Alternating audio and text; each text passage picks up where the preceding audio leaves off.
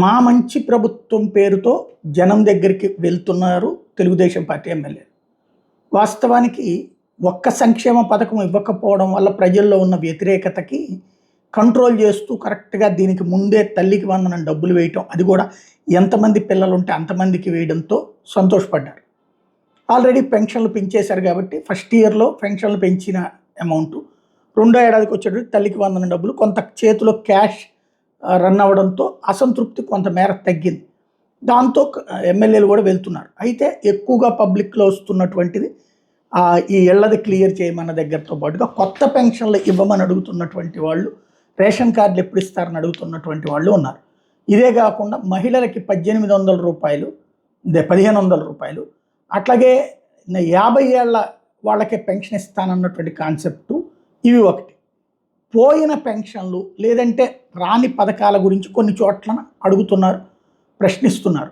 అట్లాంటిదే నిన్న పూసపాటి రేగమండలోని కొల్లాయి వలస గ్రామంలో బాబుగా షూరిటీ మోసం గ్యారంటీ అంటూ వీళ్ళు పెట్టారు వైఎస్ఆర్ కాంగ్రెస్ పార్టీ వాళ్ళు. అక్కడ తిట్టిపోసేదాన్ని వైసీపీ ట్రోల్ చేస్తుంది.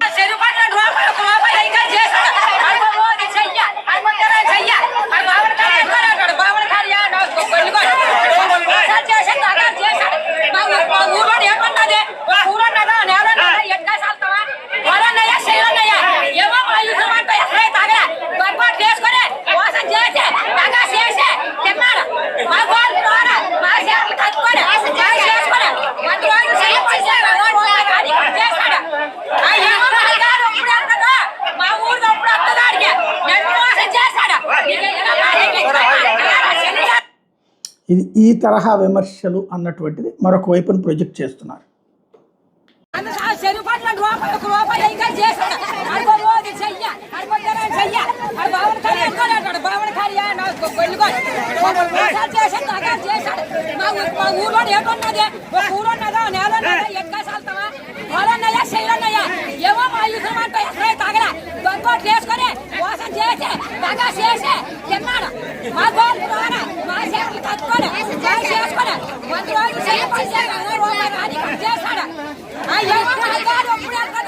మా ఊరు అప్పుడు అత్తగాడికి మోసం చేశాడు.